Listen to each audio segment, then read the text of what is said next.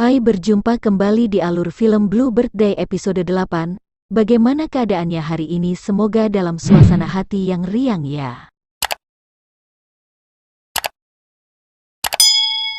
Tanpa panjang lebar kita ulas ceritanya ya. Scene diperlihatkan pada tahun 2009. Jiseo sedang mencari foto lama dan di sini Jiseo menyadari dia menemukan cara kembali ke masa lalu. Dan ia membakar foto untuk menyelamatkan Hairin dari sikap cerobohnya karena tidak bisa berhati-hati. Dari mulai akan tergelincir di tangga, terkena pukulan bola atau terserempet sepeda, setiap Hairin terluka Jiseo akan membakar foto untuk kembali ke masa lalu. Di sini Jiseo menyadari Hairin melakukan hal yang sama sejak hari di mana lututnya terluka dan memeluknya. Hairin terus-terusan memperingatkan kematiannya.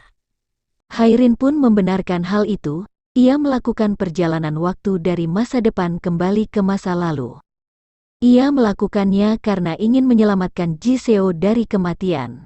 Tapi di sini apa yang dikatakan Jiseo? Ya, di luar dugaan Jiseo melarang Hairin terus-terusan datang ke masa lalu. Hairin yang mendengarnya sontak marah kenapa ia dilarang datang ke masa lalu padahal ia hanya ingin Jiseo hidup.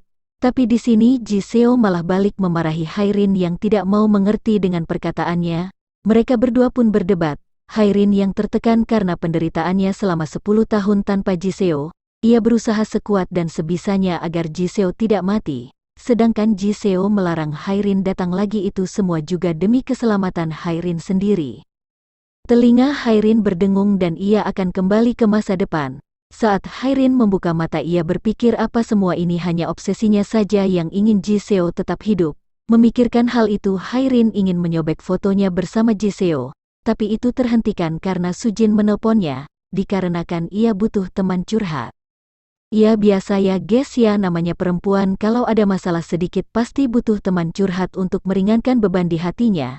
Ini dikarenakan Kim yang lagi-lagi mengajaknya bertengkar. Sujin yang merasa capek ingin putus saja rasanya. Namanya orang pacaran itu pasti ada yang namanya pertengkaran kan ya. Hairin menyayangkan jika Sujin dan Kim yang berpisah karena hubungan yang mereka bina sudah terlalu lama. Hanya karena kesibukan masing-masing membuat mereka sering bertengkar. Di sini Hairin teringat masa lalu ketika Jiseo menjadi seorang dokter dan berpacaran dengannya. Hairin pun bercerita dia bertemu dengan Jiseo. Tapi Sujin mengira Hairin bermimpi. Hairin pun menjelaskan bahwa ia melakukan perjalanan ke masa lalu dengan membakar foto yang ditinggalkan Jiseo untuknya. Sujin yang mengira Hairin bercanda bertanya apa yang ia lakukan saat pergi ke masa lalu. Hairin menjawab ia datang untuk menyelamatkan Jiseo dan Jiseo sudah terselamatkan namun meninggal lagi. Demi menyelamatkan Jiseo untuk yang kesekian kali Hairin kembali ke masa lalu lagi tapi mendapati Jiseo memarahinya dan memintanya tidak usah memperdulikan hidup matinya. Dan seketika raut wajah Sujin berubah, berpikir Hairin tidak bercanda dengan apa yang dikatakannya. Perasaan Hairin yang menyesal saat membiarkan Jiseo di sana sendirian itu terus menghantuinya. Dan di sini Sujin menyemangati Hairin untuk melakukan hal yang ingin dilakukannya saat berada di masa lalu. Apapun hasilnya itu agar Hairin tidak menyesal lagi. Bagaimanapun dia tipe orang yang suka memberontak, dan sejak kapan ia patuh akan perintah Jiseo? Sujin menegaskan itu kembali. Seketika Hairin mendapat inspirasi dan pergi meninggalkan Sujin. Ia bergegas kembali ke masa lalu dan tidak ingin menyesal kembali. Ia akan berusaha semampunya. Hairin pun membakar foto lamanya kembali. Scene berganti di masa lalu, tepat Jiseo ditemukan terbunuh di ruang fotografi. Hairin bergegas mencari jejak pembunuh, karena menurutnya pembunuhnya adalah orang yang berada di sekitar Jiseo. Saat Hairin melihat ada foto terjatuh ia pun mengambilnya, tapi ia menyadari rak buku di sebelahnya akan jatuh menimpanya. Jiseo dengan sigap menangkap rak itu agar tidak menjatuhi Hairin. Jiseo berdebat dengan Hairin kembali. Itu karena Hairin kembali lagi ke masa lalu. Hairin bertanya kepadanya kenapa ia tidak boleh datang ke masa lalu. Jiseo hanya menjawab karena hal semacam ini akan terus terjadi kepadanya. Ia mengkhawatirkan Hairin karena Jiseo berpikir ada yang berniat melukai Hairin. Ya contohnya saja rak buku tadi yang tiba-tiba akan menimpa Hairin. Itu bukan kebetulan semata kan. seiring bertambahnya waktu orang yang ingin melukai Hairin akan semakin banyak. Sampai Hairin kehilangan seseorang, itu akan terus terjadi. Itu pemikiran Jiseo, maka dari itu Jiseo menyuruh Hairin untuk tidak kembali lagi. Tapi di sini Hairin lagi-lagi dia tidak patuh dengan omongan Jiseo. Apabila Hairin patuh ia akan kehilangan Jiseo sekarang dan ia tidak akan bisa hidup lagi. Hairin akan berusaha sekuat tenaga tak akan membiarkan Jiseo mati. Hairin meminta agar Jiseo tidak melarangnya lagi, dan bekerja sama dengannya saja, dan Jiseo memilih menyerah dan mengikuti kemauan Hairin. Jiseo menanyakan kenapa Hairin selalu datang ke ruang fotografi. Ia pun menjawab karena ia menemukannya mati di tempat ini, jadi Hairin melakukan penyelidikan dari sini. Ketika Hairin membereskan buku yang terjatuh tadi, ia mendapati rak yang akan menimpanya itu seperti abis digergaji seseorang.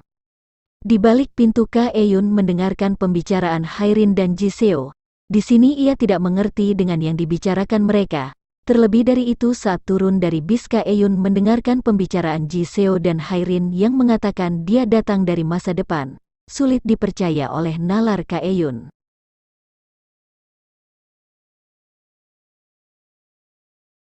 Scene berganti di ruang fotografi. Jiseo sedang memasang kamera CCTV yang diletakkan di sekitar kamera lama yang tidak terpakai agar tidak dicurigai pelaku. Jiseo akan mengirimkannya surel ketika kamera itu menangkap pelakunya dan mengirimkannya ke Hairin di masa depan. Hanya tersisa 9 hari sebelum ulang tahun Hairin. Apakah tidak apa-apa melakukan ini? Apakah Jiseo tidak takut? Ucap Hairin. Jiseo menyemangati Hairin. Tidak ada yang ia takutkan karena ada Hairin yang selalu membantunya, walau hati kecilnya merasa takut. Scene berganti saat Hairin sudah berada di masa depan. Ia bergegas mengecek surel. Apakah Jiseo sudah mengiriminya atau belum? Dan benar saja ketika dicek, Hairin mendapati kiriman video dari CCTV ruang fotografi yang dikirim oleh Jiseo. Rekaman ini berisi Kim Oh-shin yang diam-diam masuk ke ruang fotografi, dan ia membunuh Jiseo di sana. Wah, akhirnya terungkap sudah siapa yang membunuh Jiseo. Hanya karena rasa bencinya kepada Jiseo yang tidak beralasan itu Kim Oh-shin tega membunuh Jiseo ya. Hairin yang mengetahui kenyataan ini seketika menghubungi Kak Eun untuk meminta tolong menyelidik Kim Oh-shin. Kak Eun menginfokan terakhir Kim Oh-shin bekerja di perusahaan logistik sebagai kurir, dan kebetulannya perusahaan Kim Oh-shin bekerja sama dengan perusahaan tempat Hairin bekerja. Hairin langsung mencari nomor telepon kurir yang bertanggung jawab atas obat-obatan di perusahaannya. Dan ketika mengecek Hairin mendapati telepon kurir yang bertugas mengirimkan barang ke perusahaannya dan ia langsung menelpon departemen tempat Kim Oh-shin bekerja untuk menanyakan apakah ia benar bekerja di sana. Dan resepsionis berkata iya benar. Sekarang mungkin ia masih berada di tempat kerja Hairin karena ada paket tambahan yang harus dikirim hari ini ke sana. Hairin melihat ada kurir obat masuk dan bergegas menutup teleponnya untuk mengecek apakah Kim Oh-shin yang mengirim barang itu. Ketika Hairin menghampiri kurir itu ternyata ia bukan Kim Oh-shin. Telepon Hairin berdering itu panggilan dari Kak Eun. Ia menelpon menanyakan kenapa ia mencari Kim Oh-shin, apakah ada hubungannya dengan Ji Seo-jun. Hairin pun jujur kepada Kak Eun, benar semua itu karena Jiseo. Hairin juga memberitahu Kak Eun jika Jiseo mati bukan karena bunuh diri tapi karena dibunuh. Hairin mendengar seseorang terbatuk dan setelah ia lihat ternyata itu Kim Oh-shin, ia menatapnya dengan sangat tajam. Episode 8 pun berakhir. Buyar. Terima kasih sudah stay tune sampai bertemu di episode selanjutnya. Bye-bye. Sarangeo.